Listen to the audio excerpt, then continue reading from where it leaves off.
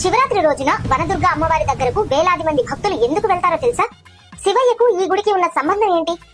ఈ క్షేత్రానికి మహాభారతంతో సంబంధం ఉంది. పరీక్షిత్ మహారాజు ఒక ఋషిని అవమానించగా పాము కాటుకే మరణించుగాక అనే శాపం పొందాడు. అలాగే ఆ రాజు పాము కాటుతో మరణించాడు. తండ్రి మరణంతో మండిపోయిన రాజకుమారుడు జనమేజయుడు ప్రపంచంలోని నాగులను నాశనం చేయడానికి సర్పయాగం ప్రారంభించాడు. ఆకాశం నుంచి పాములు అగ్నిలో పడిపోతుంటే సృష్టి సమతుల్యం కూలిపోతుంది.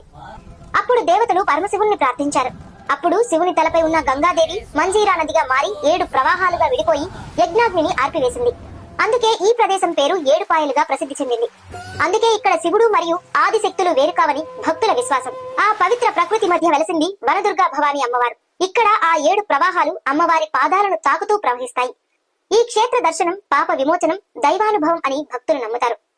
అమ్మవారిని దర్శిస్తే శివుని కృప కూడా లభిస్తుందని, శివశక్తులు ఒకటేనని భక్తుల విశ్వాసం. అందుకే శివరాత్రి రాత్రి ఇక్కడ జాగరణలు, దీపారాధనలు, ప్రత్యేక పూజలు ఎంతో భక్తి శ్రద్ధలతో జరుగుతాయి.